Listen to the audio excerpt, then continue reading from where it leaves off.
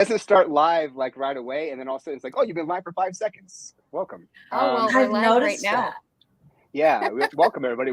We are live now. Zach Martin here with Alicia and our friend Lauren, the Dadvocate, live from, I think you're Michigan, right? Yeah. Yeah. From the We got Mitten State. the Mitten State. I like that. I have not been to the Mitten State. It's on my list. I have 3 states to go to still, and Michigan is not yet. Is one of those 3 that I still have not made it to. Whoa, you've been to every state except 3? Yeah. Michigan, Minnesota, and Wisconsin. So basically, that whole you're missing the Midwest. Get I ready heard to it's eat nice. some ranch, brother. I love ranch on fries, on chicken. I'm down. Why have I not come? Can I get poutine? Oh yeah. We love poutine here in the Midwest. We love poutine and saying, "Excuse me, I'm going to sneak right past you there." For some more ranch, please, if I can. Oh yeah. That's awesome. Yeah, it's on my list. I almost planned a trip with my son 2 summers ago, and we decided to go and do something a little different in Wyoming. It was great, but I definitely want to get out there and do some camping. You know, hang up the what is it, the national park up in like the Isle of shoot. Somebody knows what I'm talking about. I don't even know where to tell you to start in Michigan. It's really just like pick a pocket. You going up north, millions of stuff to do up there. You got your Tequamanon Falls. You've got your painted rocks. Like the wildlife up there is beautiful. But then if you're on the east side, you've got like the Henry Ford Museum, and they've got the chair that Abraham Lincoln was shot in. So it's like the blood is still on it. Whoa, okay. So, that's pretty wild. And you can go in the bus that Rosa Parks refused to stand up in. Okay. I'll make you feel a thing. Yeah. Like this is like a historic moment right here. Not in this moment, but yeah, they built a village. It's called Greenfield Village, and it's literally you get to wander around this entire village that's supposed to be like the olden days, and there's like horses and buggies, and there's like, you know, the Thomas Edison's factory. You just walk over, and they like magical. I don't know how they brought all these buildings there, but they're like, yeah, Thomas Edison's factory. We'll just put it here. I don't know how they even do this, but yeah. Oh, that's awesome. There's so much good stuff, and it sounds like Detroit's a huge area, right? Or the area around Detroit is gigantic. So there's just so many things to get into. We're going to Niagara Falls because I've done with my son once, trying to get 18 fireworks in. That's been a big thing for him and I, is they go to do fireworks for 4th of July. And so we did Canada Day on the 1st and then the 4th of July on the 4th. And then coronavirus got in the way last time, or 2 times ago. So the virus. And so now it's been making its way back too. I heard this rumor. It's like the white lung now or something like that. Oh yeah. That's what coming from China through Europe. Mysterious pneumonia. You know, we ought to start using code words. Remember, everybody got mad when we would say pandemic on social media, so everybody tried to start saying the panorama or the panini. Yeah. We should just call this one the panini for sure. I like panini. I really try to dodge the paninis all that I can, especially the New Year and resolutions. They're good. I know. It would give it a bad name. It would ruin a panini because now everybody's trying to dodge paninis. Truly, and Panera's already in deep shit with that deadly lemonade, so we can't have much more devastation. Yeah, there'll be no more Panera breads, just empty stores now. So, well, Lauren, welcome to coming on here. It was fun to meet you. We got together in St. Louis for the first time, and we got to spend a lot of time together. It was really great. What was your favorite part about being out there in St. Louis? Oh man, I had so much fun in St. Louis. The first thing that I did was I went to the Union Square, and I rode the Ferris wheel, and I went to the aquarium, and I had such a great time before our equal shared parenting conference. But then I finished that so fast that I had time to go to the zoo. So I did all kinds of stuff in St. Louis, before the conference, just having a blast. I was like, look at these orangutans, look at all this, just loving my life. But yeah, we had quite the fun little shared parenting conference. I was amazed at what everybody threw together there. We had senators, legislators, people from different states involved in equal shared parenting communities there. People came from all over the place for that. Yeah. That was really inspirational. It was. It was. You know, I think so many good people in this movement that have gone through a lot. Sorry, am I just talking too much? Maybe. Maybe, I know. Coming together, you know, and keep going. And the things that they're doing across our country, like to make these changes. And there's just, and when you get in those groups and those places, to hear the different things that everybody's working on and how much change is necessary to really bring about, you know, good results for our kids and helping our kids have better reactions to their families and stuff and connection. It's just, it's inspiring, and it's also pretty intimidating that we have a lifetime of work to do to make this happen. We do. But in a positive way, you get together in a group like that, everybody together in front of each other, and you realize all the work that's being done that you don't even know about. And so it's a pretty positive message. It's pretty inspirational. It is. And Alicia, I think you can appreciate this. I think that one of the coolest things to see in St. Louis for that Equal Shared Parenting Conference was that it was in no way a sausage fest. There were so many women that showed up for that. I want to say it was almost like half and half, quite honestly, of the people there. And that's the first event. Because I went to one in DC, and there was a couple moms, but I was blown away with the amount of the moms there, just, I mean, as individuals, but then organizations and people in the movement, like I said, that I didn't even know about. I had no idea. And so it was good. The adult children from alienated homes that are starting to publicly come out and speak up too is becoming very powerful, because when we as parents show up to speak to these legislators and take them out to coffee and try to talk to them about these issues, oftentimes it's really easy to dismiss us as like, oh, you're just bitter that you didn't get what you wanted in court. Right. But when it's the adult children speaking up after a lifetime of being alienated from one parent or feeling like they had no control, and so many innumerable negative consequences that can come out of family court situations, when they're the ones speaking up and saying things are not right, they need to be reformed, how are you going to tell them, oh, you're just bitter, you're just mad? Right. Like, yeah, they are, and they have a right to be. Right. You're just mad you see your dad. You know, like, exactly. Just get over it and move on. I think that the kids, the adults now who have gone through the experience that are actually out there talking about that is probably the most impactful. And I'm looking at having a guy on here who has gone through the experience as a kid and then now as an adult having the experience and stuff also. And it's just a terrible cycle. And as you see all the destruction that's causing around our country, and I wish it was something we could have changed right this moment, but 5 states down, right? So, and many more to go. Yeah. Many more. Next event, there you go. Mark Love was talking about the next event's going to be in January 22nd. So if Indy's going to be in Indianapolis.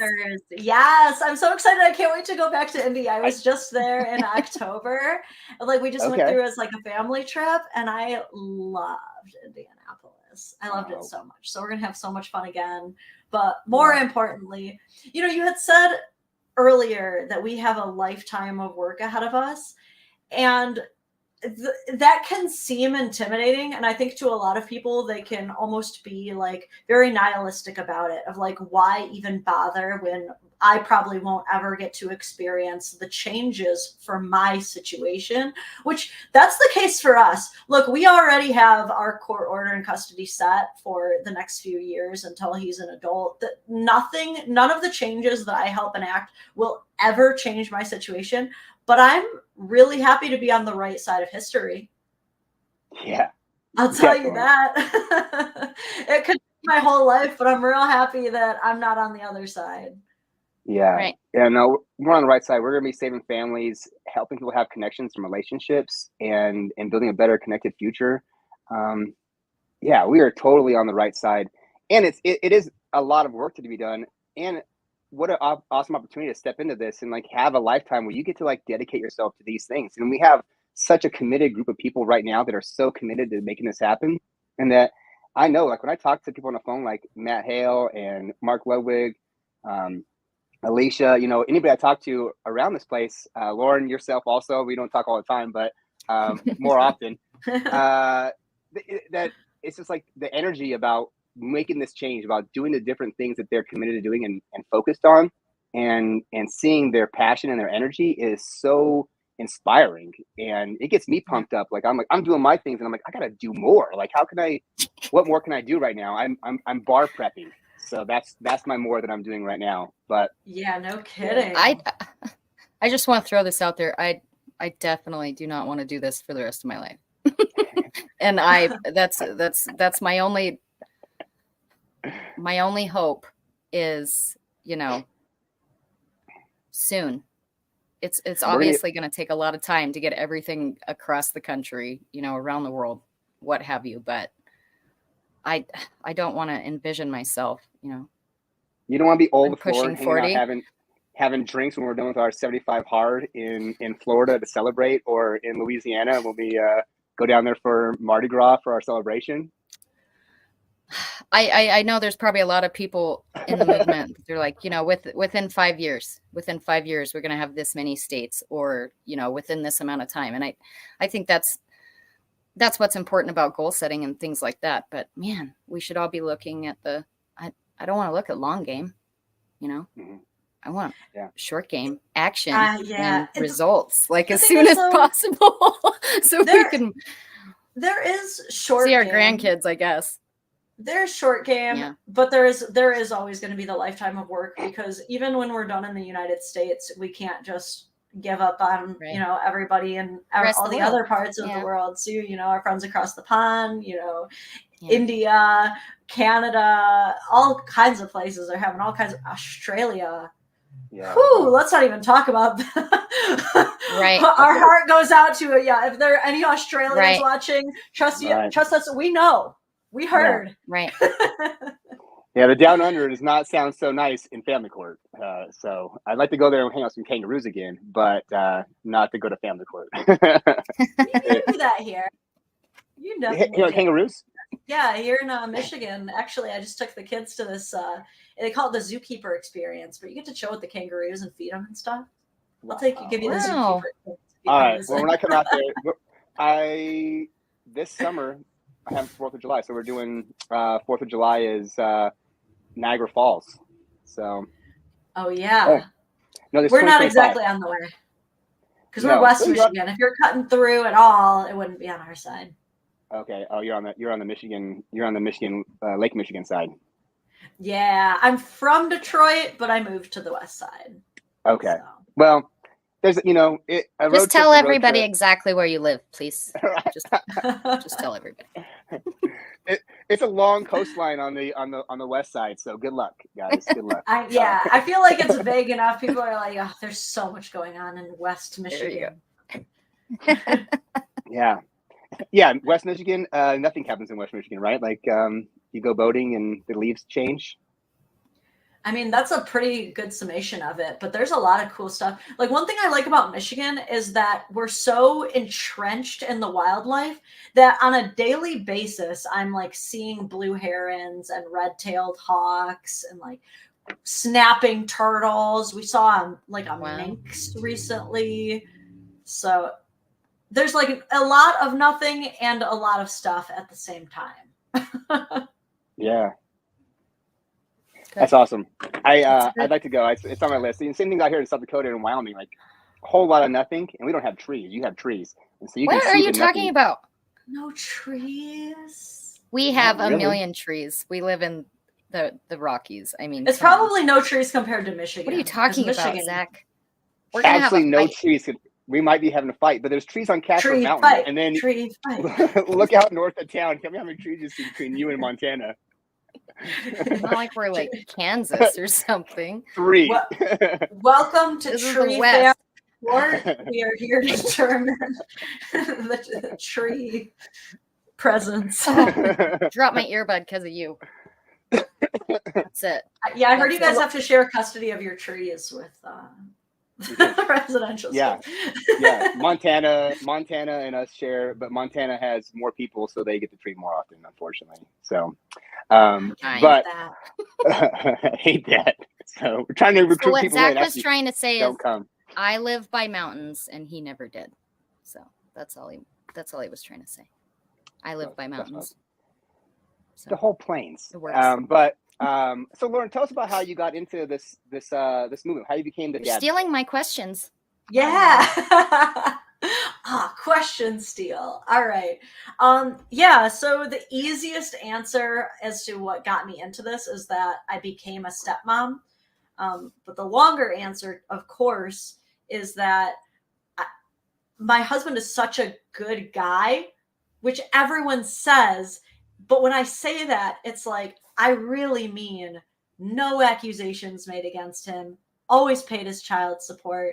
When I met this guy, he was like that was one of the big things that attracted me to him, was that he was such an amazing dad. He gets a girl pregnant. They're not dating. There's no plan to be together long term. But what does he do? Leaves his job, leaves his family, leaves his friends to go all the way across the state and move as close as possible to his child, to be there every single day. And when I first met him, that's what he was doing. He was seeing his son every single day. And then, I always understood everything to just be good. You know, he wasn't complaining about the baby mama. He wasn't complaining about a situation. So I had no reason to believe that anything was bad or could go wrong.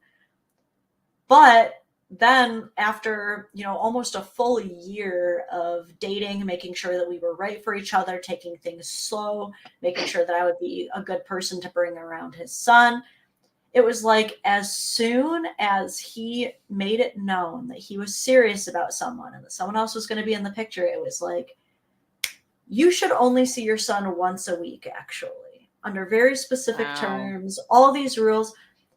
And I remember just being so blown away by that and thinking, and I remember saying to him something about like, well, how can she do that when you share custody? And that's when he explained to me, well, here in Michigan and in a lot of states, if you're not married, the default judgment is that mother gets custody. And there's really no way to fight for joint. It's only something that you agree on. The only thing I can do is try to prove her unfit to then take the custody. And this blew my mind because I couldn't understand it. I guess I had always thought until that point that like family court was fair and that there was a much more reasonable way of determining these things, because I'm thinking to myself, why is it that the kid can only have one fit parent? Why is the kid not allowed to have two fit custodial parents just because they were never married? This makes no sense. And then all of the hoops that he had to jump through to get basic rights. I'm thinking to myself, this man did not move almost 300 miles to be a mile away from this child to get 1 day a week with him, especially when he used to have every single day, And so then he is having to hire a lawyer, do all this paperwork just to try and get more than 1 day a week. And it was something that I just lived in silence with for a really long time. Behind the scenes, I was helping him with his paperwork. We were fighting these battles and we were talking to no one about it, because I'm sure you guys know it's not the most pleasant dinner conversation to bring up your custody battle or whatever it is you're involved in. And I just kind of suffered with it in silence. And so then one day, I was never like a TikTok person, but my husband had been getting on it and he was making videos about just random stuff like tabletop RPGs and dragons and fiction. But I was noticing that he was getting like 250 views per video. And I thought he was famous. I was like, dude, my husband gets so many views on TikTok. He's like a celebrity on there. Like, I thought it was like a lot. And I was like, it's kind of cool though that you have this space to talk about what you want to talk to, and you're reaching, 250 people. That's a lot of people. I want to kind of rant about these family court issues for a minute in this space and just see what happens. And so I made the username the Dadvocate, like it just came to me. And then where did that come from? It just apparently I'm not the only one who thought of it. There's like lawyers groups and stuff who have used it, but I don't know. One day it just kind of like came to me and I was like, I'm more like the Dadvocate. And then I was like, oh, that's pretty good actually. So I thought of the username. Way good. And then I just sat on it until one day something was bothering me. And then I just came and I sat down here in this office. And I sat in this chair and I opened up TikTok, and I didn't know how any of it worked with like the filters or the effects or even how to caption correctly. I didn't realize you could edit the captions. So like whatever happened in that first video, blame TikTok. And I just ranted for like 3 minutes straight about how unfair it is that we can even have these like sole custodial default judgments, and how you have to work so hard just to prove your paternity, and how you can still be ordered child support even if you prove the kid's not yours just by virtue of having signed the birth certificate, even if it was under duress, all these things. And then the next thing I knew, I was texting my husband and I was like, hey, is it normal to get like 10,000 views in an hour? And he was like, what? And that blew up. And then people started asking all these questions. They were like, well, how is it possible that you could pay child support on a kid that's not biologically yours? And I would like answer that and get into this. And it's been 2 years since then, and there's still no shortage of things that I feel the need to address and speak on. It's just that now I guess I had no idea that it was such a huge thing that was affecting so many other people. And the platforms that we're using, TikTok, Facebook, Instagram, these platforms are giving people just like us who can't talk to our friends about these. Like, I'm just curious, feel free to answer respectively. Have you guys lost friends from talking about your issues? Because I have. Wait. I did. I did. I'm sure, it's how about in the chat? The point. Majority of my friends, actually. Yeah. Oh my God. Yeah. You would say that you lost the majority of your friends because of this. I could probably safely say that. Conflict, separation. Wow. And so did I. And she was friends with all my friends, right? And I didn't go on a campaign of smear. I just kind of went back to myself and was doing my thing and stuff. And all my friends took her side, and we played sports together. So softball, volleyball, basketball, we were on all these different activities and things, pool. No. And so all the things that I did, that I had like my outlets with all my people that I was into, now it was just her outlet. And it wasn't for me. And then after she moved away, I kind of, I didn't go back to those things. I just did something different. Actually, I just did this, and I've made way more friends and way better friends because of this experience. Because of that, I think the connection that I have with people, like having real pain and real suffering and sadness and being helpless, and then finding people who have been in that exact same spot with you, who resonate and are also focused on doing things, has been so empowering and supportive for me to come through this experience. And unfortunately, it doesn't end. Alicia, how about yourself? Oh, I live in a small town. Small town. So, yeah, same exact thing, pretty much. I mean, I had a couple solid people that have always stuck with me, but I can't necessarily say if it was, I mean, I know I've lost a lot of people on Facebook because they're like, oh, it's just all, why are you posting so much of this or that? Or, why are your TikToks weird dude mustache or whatever? But, I mean, I don't care. I do not care. And the couple people that stuck with me, especially through the drama of everything, those are the people that were meant to stick around. And it's just like Daniel said, and you said way more friends, way more positive, beneficial, relationships and support than anybody before. And if they chose to side with, I don't know, the other side, then that was their choice. But there's also a few people from our relationship before and things like that I ended up not talking to for many years that have, come back around, and now we're, kind of mutual friends again. So there's those situations too. But yeah, it's a pain. And nobody understands. That's the whole other thing is nobody understands the situation or the struggle unless they've gone through it, or unless they're in it. And most people, they really don't care. They really don't. I still remember, I think because most people will not treat it like an airport. They won't announce their departure. A lot of people will just kind of slowly slip away. But I will never forget, there was one friendship that I lost because of this whole situation. And it really hurt because it was one of my best friends who I talked to all the time about everything that was going on, down to every detail.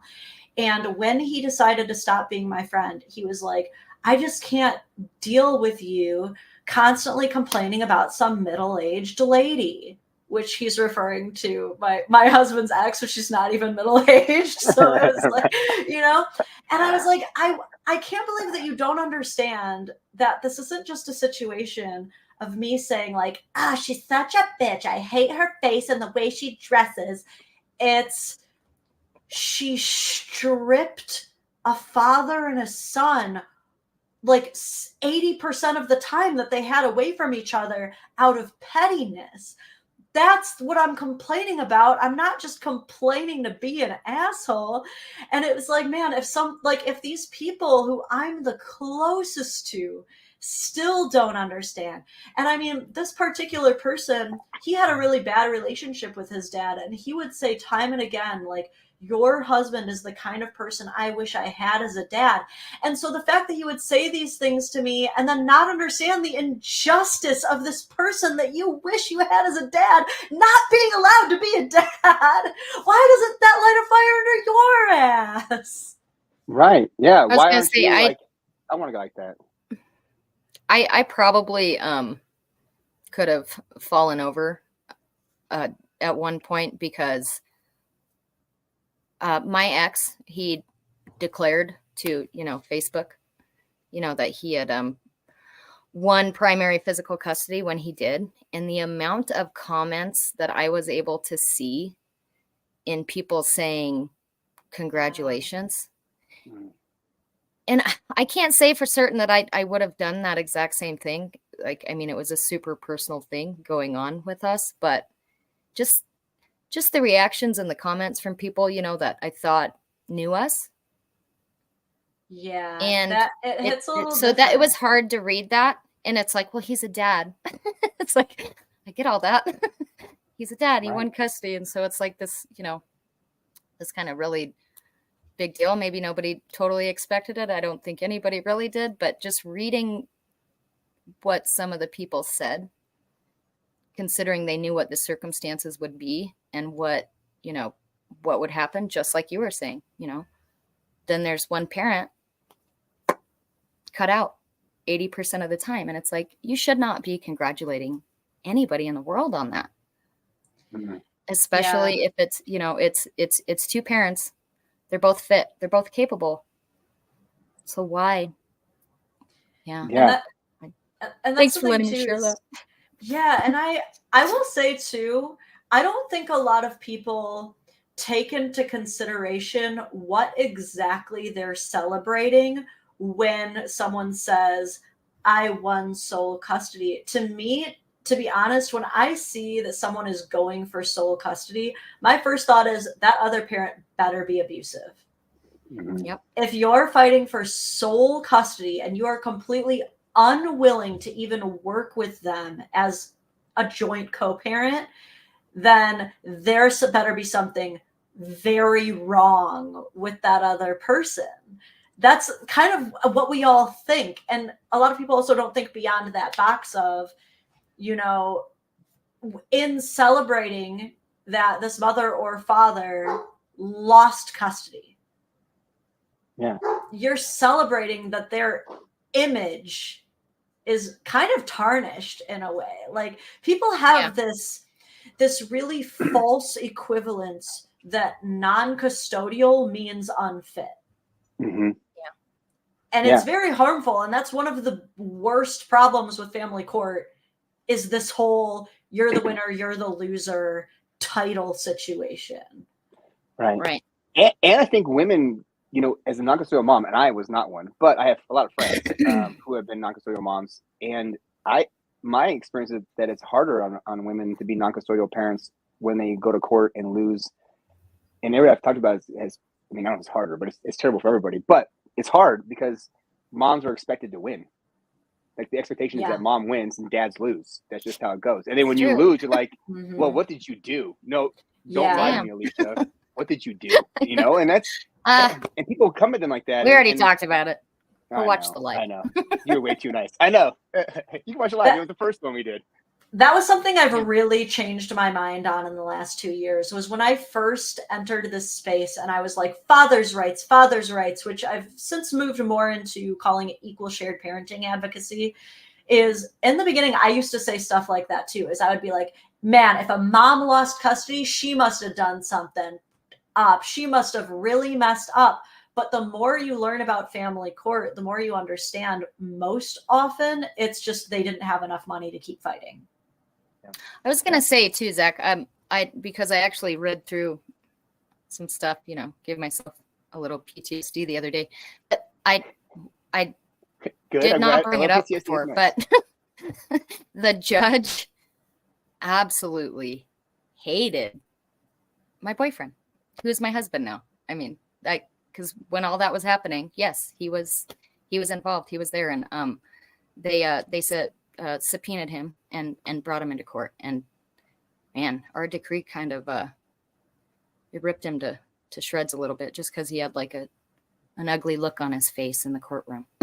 So that I know that it's a factor. Did he mention it's that? Definitely a factor. An ugly face in the courtroom, like he said that in the decree. Yeah, so we're gonna have to. It's not surprising. We're gonna have to deny the mother custody in this courtroom because her boyfriend is just not hot enough. You needed to come in here with a Giga Chad, so no custody for you. Sorry. Well, they stated basically he was, and he might have been whatever. He was giving my ex dirty looks. That's what it says. Not something it says that it. That's it says that's it. Crazy. I'll post it later. That's I'll share it. I don't. Wow. Yeah. Well, it's those little stuff like that. things like that. That's such a minor thing. Like, right? Oh, you gave dirty looks, so therefore your girlfriend can't even have shared custody of her kids because the boyfriend gave dirty looks to a guy who's out there, you know, trying to take the kids from you and doing all these things. It's crazy. My judge just told me, and when he came to my law classroom and gave a lecture, that his job is to decide before we go to court who he picks to be the winner and who the loser is, and then destroy the loser as much as possible financially in his courtroom. That is his job as a judge, and it's recorded. I don't have the recording, but it is recorded. And to hear a person of that authority who has the ability to like change lives and affect how families separate and has ultimate power over it, it's so disheartening. And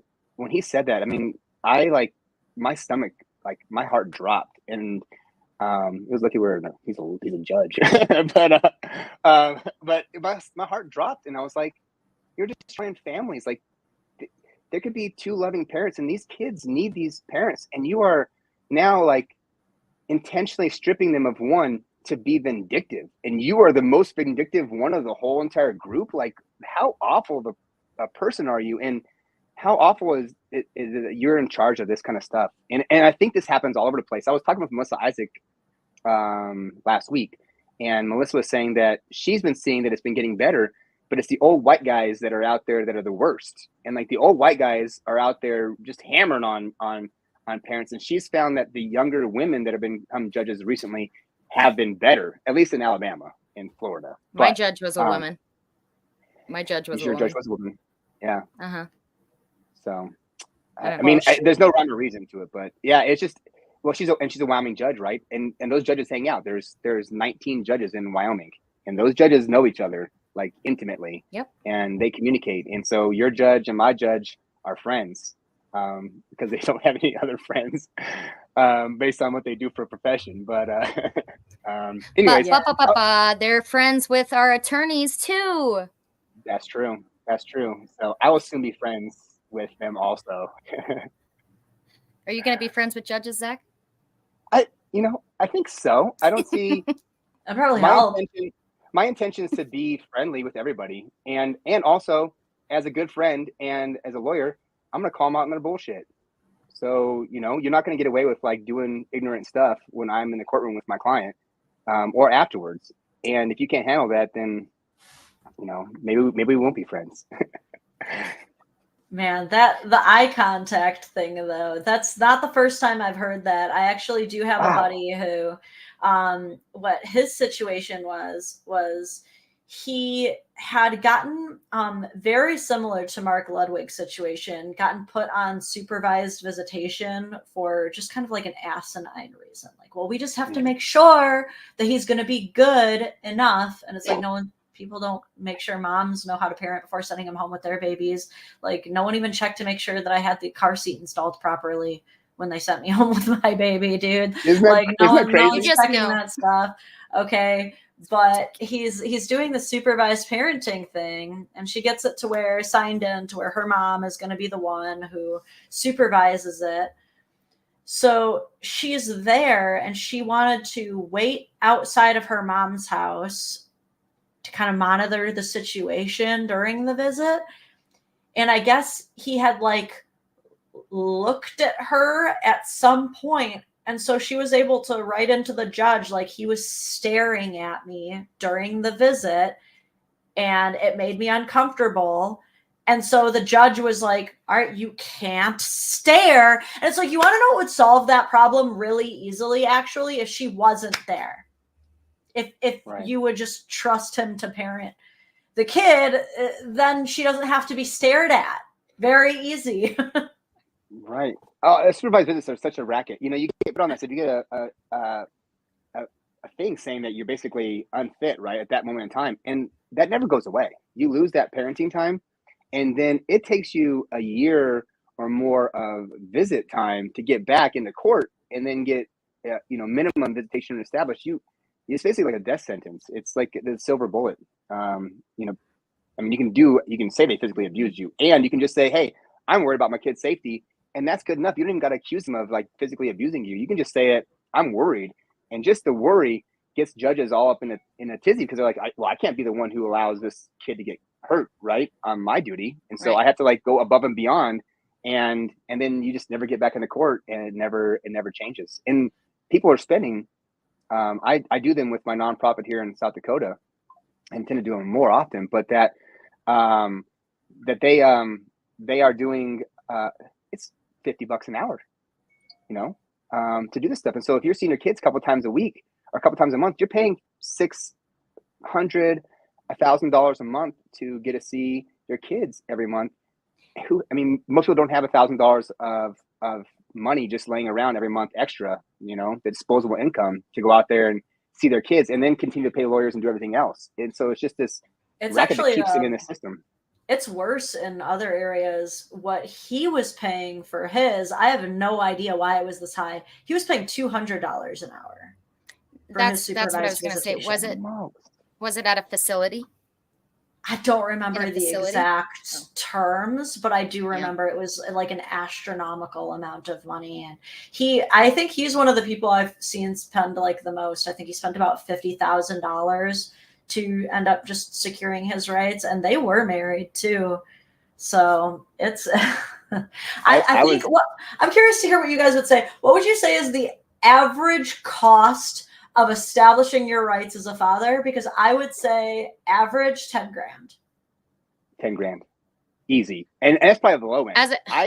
As an unmarried father, or somebody going through a divorce? Average all situations. Average altogether, 27.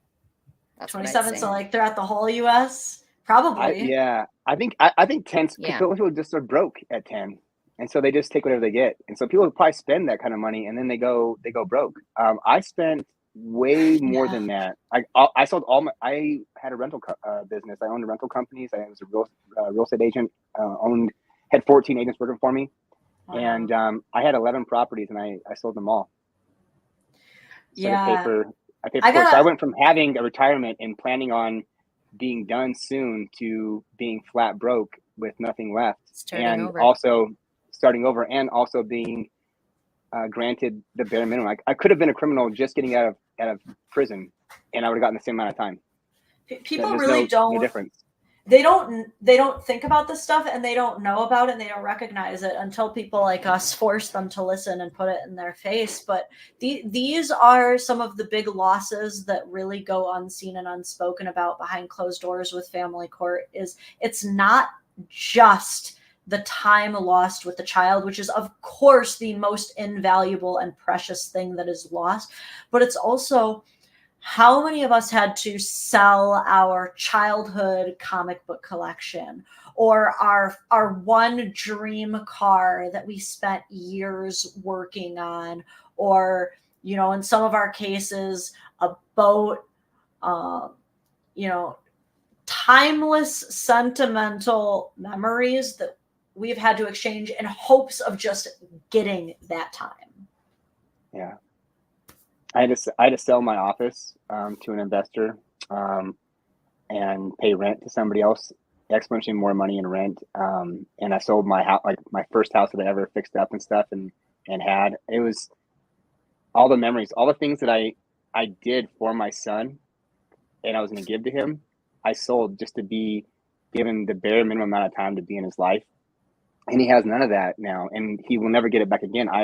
I'm working on remaking it, but it's a start from zero thing, and he's missing out the most. Like, what could he have gotten besides me paying the lawyers $100,000 plus? You know, what could he have gotten out of that?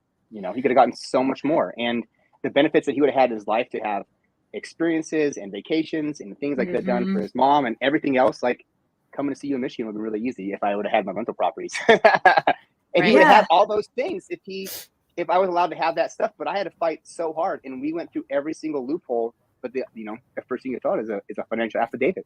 They knew how much money I had, how many investment properties I had, and they knew how much they could extort from me to get that out before they let me go. And it was a wild experience. I'm gonna tell one story. My mom, I was on the phone with my mom, and I was sitting on the edge of our compound's railing on our fence. And I'm on the phone with my mom, and I'm bawling. Like, I'm selling all my stuff, Mom. I'm giving everything away right now. I'm going to sell my last house right now, and I have nothing left. And she's like, "What'd you buy this for?" I was like, "I bought it for my future." And she's like, "That's what you're doing right now." Well, I wasn't planning on crying, but you're doing it right now. You are doing everything you can. And my family never had this kind of experience. So they didn't know what family court was like. And it was the saddest, most awful experience I've ever had, where I was like, I just leveraged everything I had for my son, that I was so proud of myself for providing for him and for me, and now it's gone. And I had to start all over again. And I was already in law school, so I was like, even more, like it's not gonna be for a while. And people shouldn't have to do that. That shouldn't be the cost to be a dad or a mom. You shouldn't have to. And kids don't deserve that. I really think that before a couple is even allowed to go to court, before they're even allowed to file their first motion, they should both have to sit down into a room together and listen to someone just tell them straight up, like, you guys don't have to do this. You don't have to take away thousands of dollars from raising your child. You don't have to put yourself through all this stress, go digging through the mud to try and find as much as you can sling at the other person. You don't have to do this. It's going to take some concessions. It's going to sting your pride sometimes. But if we can sit down and hash this out, you don't have to do this. You don't have to do this. Narcissists exist, so. They are a real thing. And I feel like they're growing, right? Do you think they're growing because of the social media and stuff? Like everybody's just out there posting all this stuff, and there's so much like, I want to see my life. So I want everybody to be focused on me, and all I'm thinking about is me. And there's not this like, there's no community, right? You want to know crazy? I swear this has to be relevant, but I just read a crazy statistic because I was curious and I was like, just trying to Google some stuff.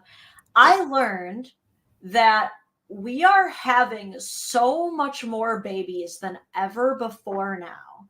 Like we are up 86% of women by age 50 now will have a baby. And that's up from 80% in 2016, like very recently. Like we have more access to birth control than ever before.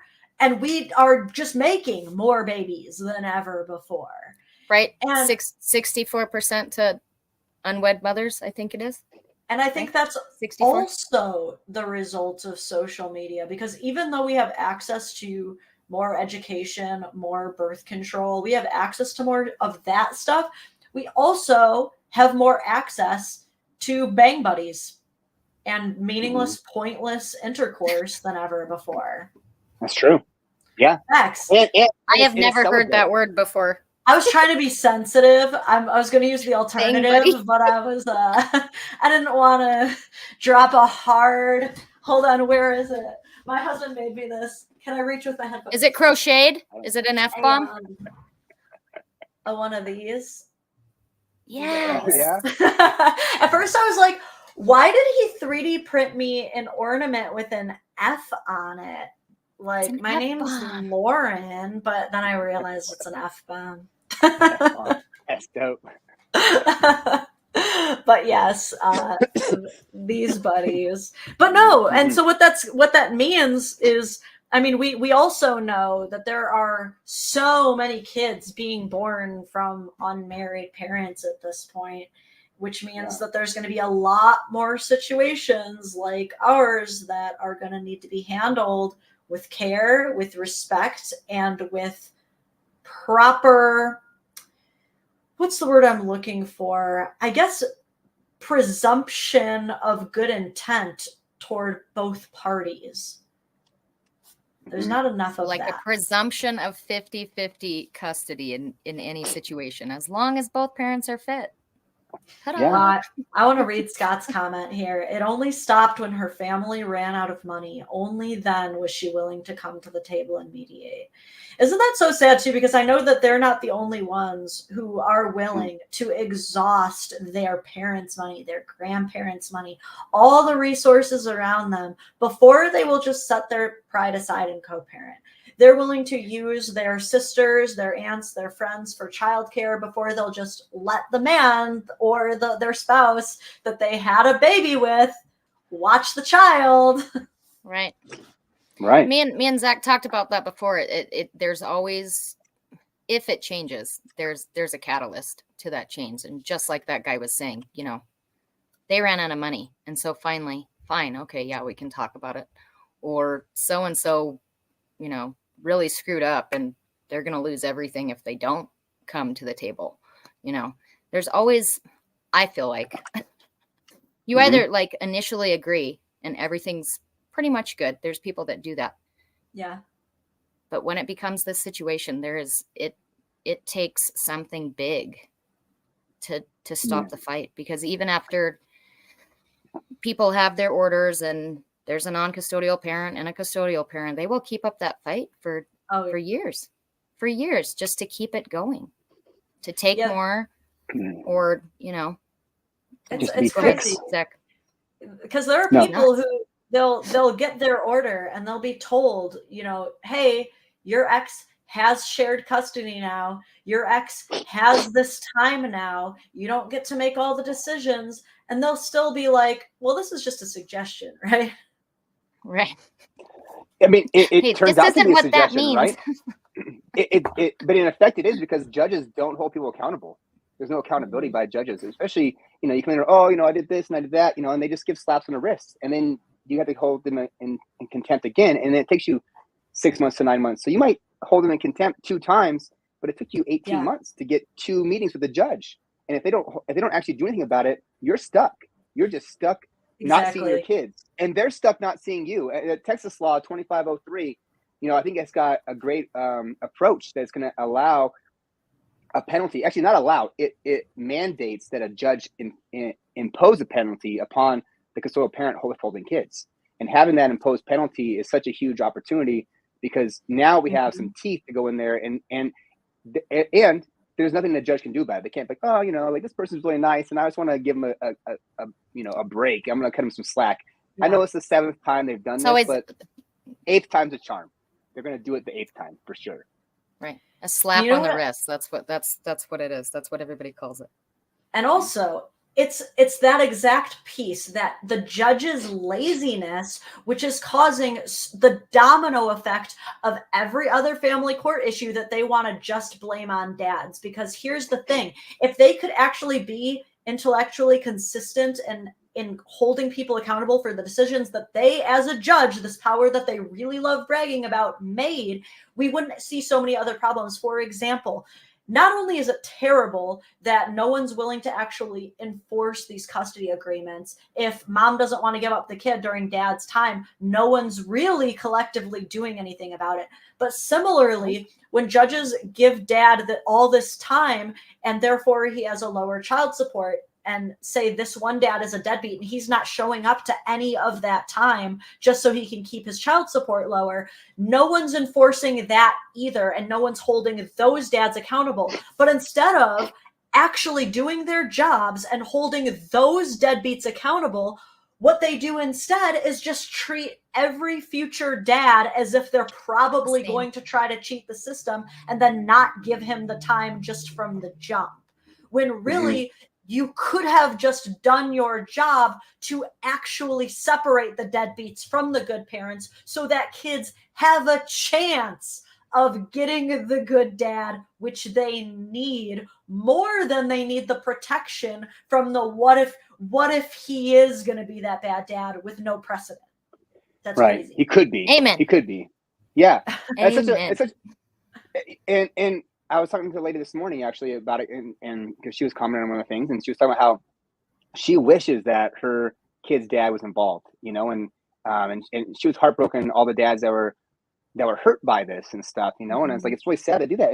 But he's not getting punished by the stuff, but it's the dads that want to be there, that want to support their kids, that are being punished. Like, that guy's just being allowed to do his thing, right? And it's the dads that really want to be there that the system goes after the hardest. And so, like, you're punished for really trying, and for the moms too. If you're non-custodial and you're trying to be involved in your kid's life, the system's out there to punish you and make your life more complicated and difficult. And it's just really sad. And all the minimum stuff, like Halloween's not even not a holiday on the minimum standards for custody. Halloween's like one of the greatest kid holidays that's out there. Kids need that day, and parents need to have those opportunities to have those experiences. And I feel like it was made up by, like, who knows who made these things up the very first time, and then why that one became the adopted thing that everybody uses, because judges are lazy. They're busy. They have too much going on, and they don't like this. Like, I don't think any judge goes, you know what I really want? Oh, I got 7 family law cases this week. I am so happy. Like, no judge does that. I don't think. Maybe my judge does it, but most judges. I bet maybe some of them do. Some of them do. Some of them probably do. But Lauren, were your parents married and stuff? Did you have any experience of family court before you got with your husband? None. And I think that's why I was so shocked by it is, my husband and I are both very blessed and lucky we both have parents who are still married. So we both Yay. grew up with really strong models of like what marriage really looks like, what to expect from it, to know that there's hardships and to know that, with enduring love, you get through those things. And so I don't know why, I guess I just assumed that if two parents split up or two people have a baby, that they both kind of would get access. I guess I was just so shocked to learn all the different things that I had learned. And I think the thing that shocked me the most was when my husband first started filing for things and trying to establish his rights. And he had provided all this information about like, hey, we live half a mile away from her. Everything she can provide, we can provide. We have a really healthy relationship. Everything is good. I earn consistent money. I can pay for things. He has a bedroom. We have food in here. Like, we have all of these, like, all these credentials. And we show up and we deliver that. And we were basically told, like, this is nice, but you haven't proved that she's unfit. So, and I was like, really? That's how court works. It's not so, like, you're not going to get your rights as a father by proving that you're a fit parent. You're going to get your rights by destroying this child's mom. Yep. So you're putting us in a really difficult position because we're not willing to play that game. Sure, we probably could make her look bad if we wanted to, but neither of us has any hard evidence that the other person is a bad person. We're both good parents, Just sling it. It's, some people, and we were actually given that advice by a lot of people, so that when we were lawyer hunting, those were the lawyers that we just weren't willing to work with. And some people might argue that was stupid of us. But whenever we talked to a lawyer, and we talked to many who were like, come on, give us the dirt, give us the text messages where she said she was on some illicit drugs, like, give us something, like, we need everything against this person. And we were like, we don't want this to be ugly. We just want to have equitable time with the child. But that's not the reality of the situation. Is most of these lawyers that you partner with, they're going to tell you the reality of the situation is that it's got to get ugly or you're not going to get anything. And that's what I want to change. That's really what I want to change, because if the presumption is that if you're trying to go for sole custody, you're probably like either something's wrong with you or something's very wrong with the other person. That's what the assumption should be when someone goes for sole custody. Right. It needs to be taken seriously. Completely, it is a completely obvious reason that this person shouldn't be a parent. Like, hey, they are on meth right now, and this person shouldn't be a parent. Like, that's it's something so basic that it's. But people aren't getting, like, you don't see a lawyer getting together with, like, I don't know, a crackhead, right? Like, they don't like meet each other at an event and then hook up and be like a family and stuff. Typically, and so you don't have these grand disparities. You have people who are very similar socioeconomic classes getting together and doing things and stuff. I know, like, hypergamous nature of women and stuff. Maybe the guy's a little bit higher up, whatever. But don't polarize at me. But that might be a little situation. But that most people are pretty much on the same kind of level and stuff. That people, if you're a drinker and you're going to the bars, your partner's a drinker and goes out to the bars. Like, you do things together with your partner, and you're not usually that much worse or different. And without, like, really firm areas of, like, this person is making a huge mistake and doing awful things that they shouldn't be doing, that everybody should have grace and be allowed to be around, because the kids need them and they need to have an example anyways. Even if your parent is jacked up and not doing the best job, they still need to see that parent. I mean, at some level, they got to have that connection, because that's half of them. Exactly. Every kid has two parents and they need it.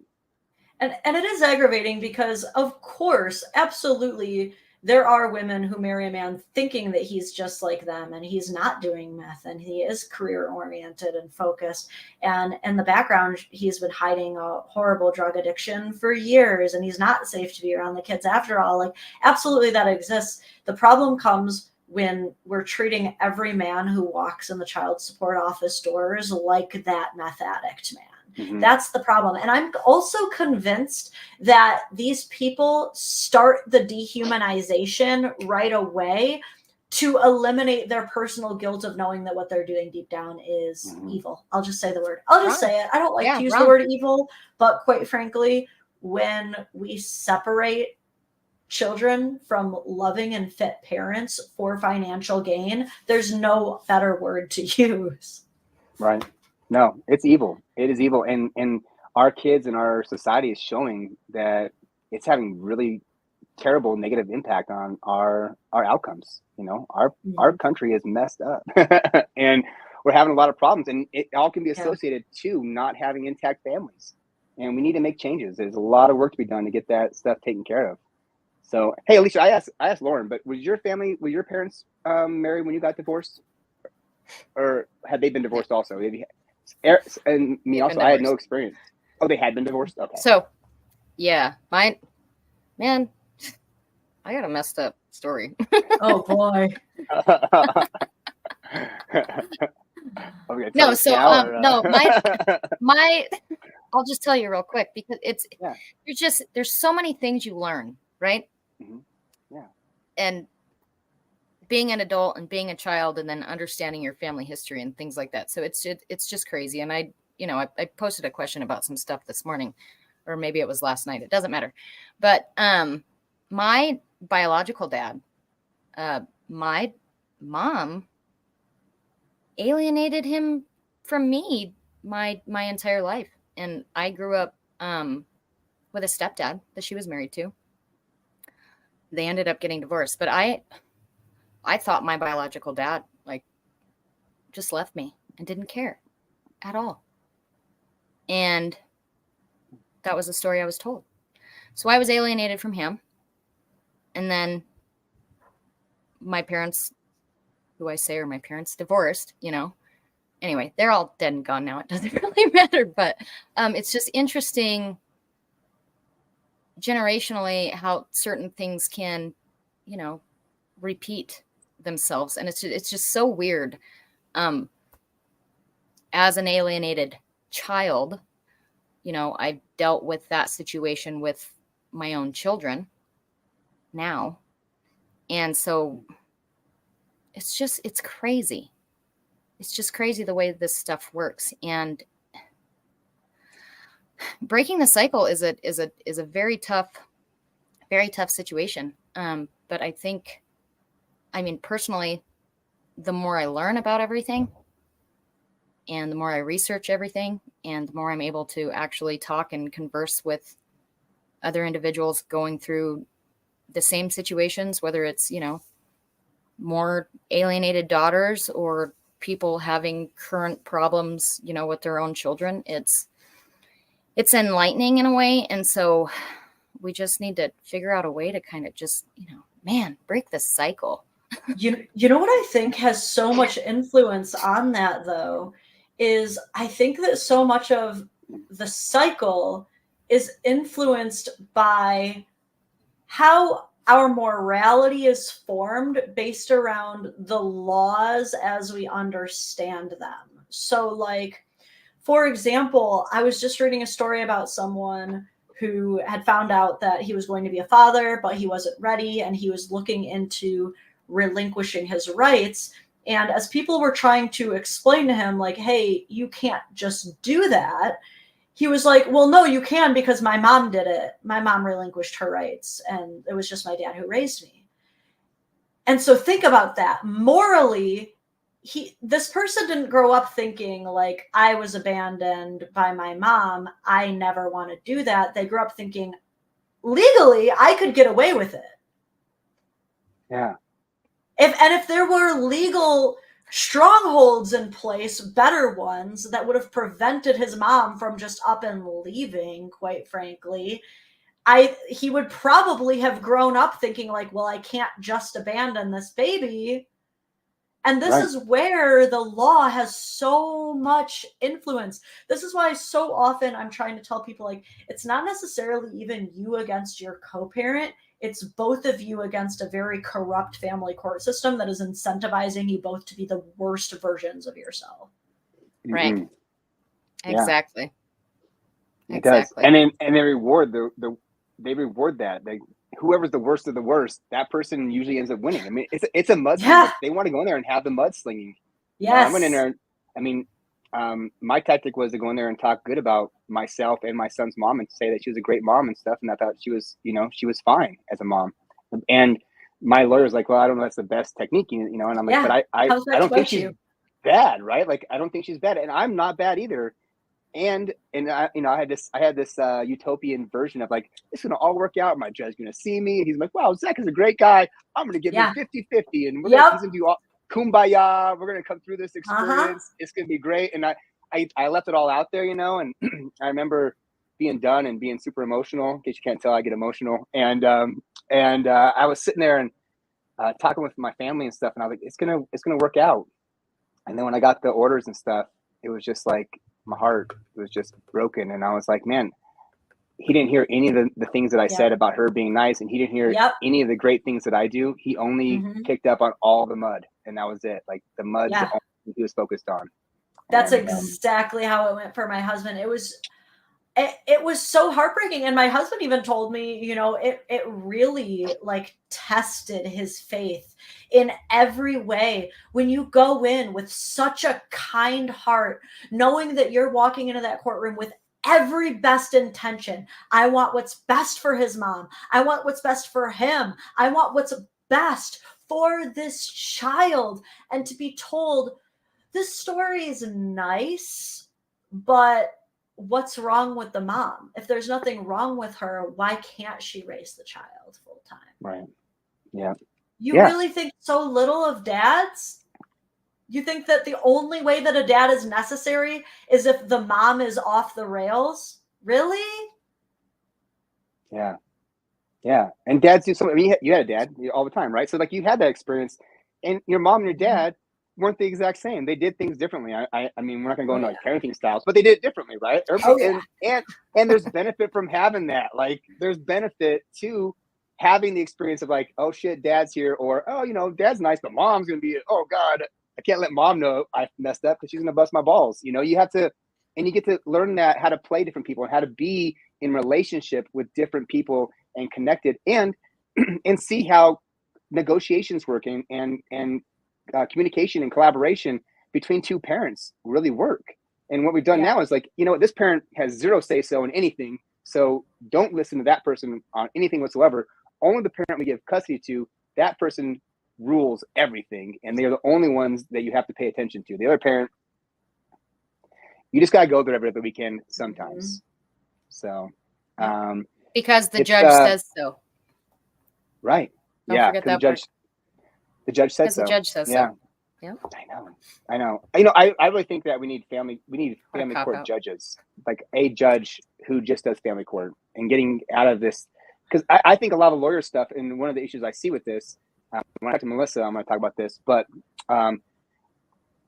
they treat all these cases like they're the exact same, right? And there's a clear winner in a contract dispute with somebody who's got a contract, right? Like if there's a tort issue and somebody got injured on a job, like, there's a clear issue, right? And like there are facts that determine this being the case, and then this person wins money or whatever it is to help them get through that situation. And in law school, they were really big on like there's a winner and there's a loser.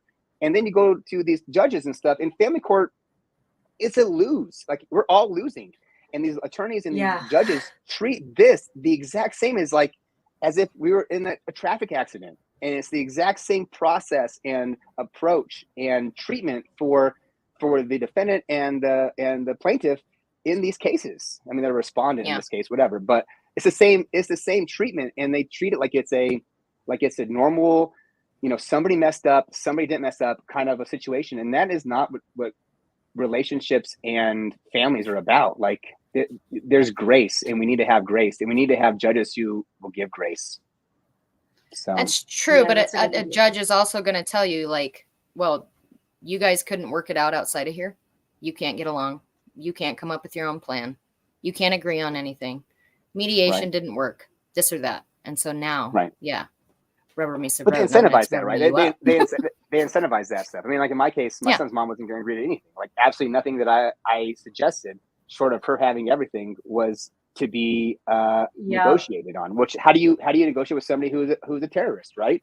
You can't. You have to go in there and fight. And so I went and I went to court and I said my piece, and I was like, I do all these things. I'm a great citizen of the community. I have this nice job. I provided for my son. He's got an office. I've done all these things to set myself up to be in a place that I could give my son the best life he could possibly have.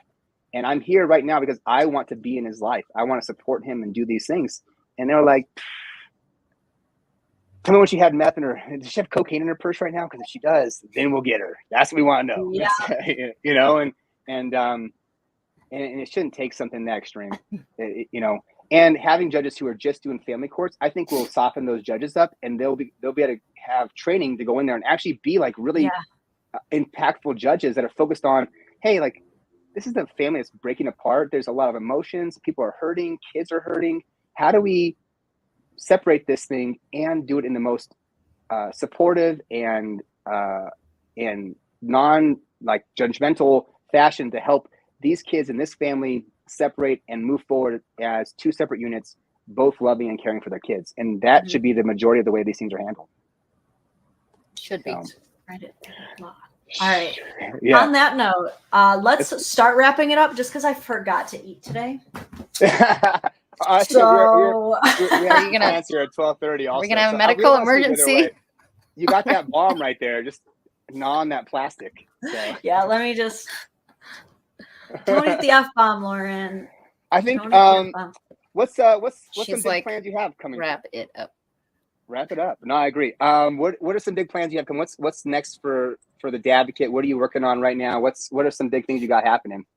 Oh man, I'm like so busy right now with just this whole Christmas season, but I'm really hoping to launch the podcast soon.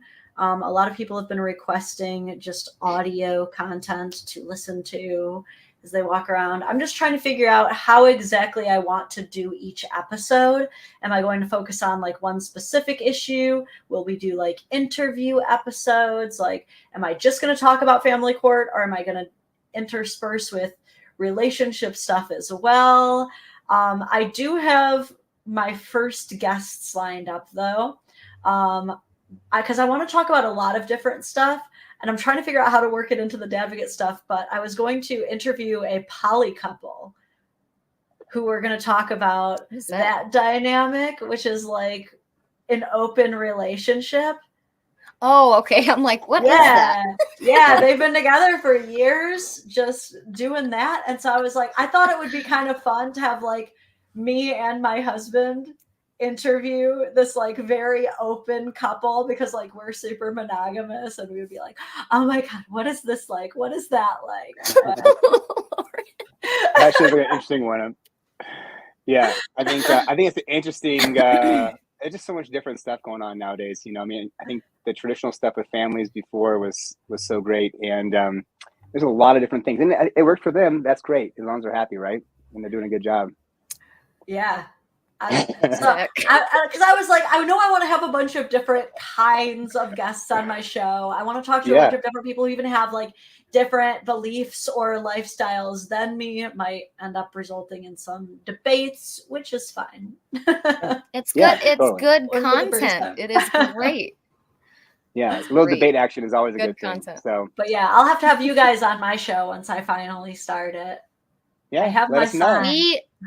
We're on Spotify. Yeah, we are on Spotify. Yeah, there's only one episode on there, but we're definitely gonna pop this one on there. We're popping this one on there too. Yeah, Spotify. We're gonna pop them all. We had a lot of good conversations. My girlfriend's our follower. She signed up because she wanted to listen to us talk. So when this one goes on there, she'll check it out. And do we have one? That's probably my girlfriend. Win girlfriend. I think it's probably two. It might be. It might be a couple more by now, but way to go, babe! Way to go! Way to support us and what we're doing and stuff. And Lauren, I appreciate you Alicia, always much love. Wait, hold on. I just wanted to tell her I'm so thankful and grateful to have you as a friend and a member of the Equal Shared Parenting community, because you're a rock star. Feeling I just really appreciate you. Well, we love you guys too. Yeah. Sounds good. Awesome, Lauren. Well, thank you so much for coming. Really appreciate it. And thanks for everybody for tuning in. It was a great show, and looking forward to doing a lot more. So see you guys next time. Bye. Bye.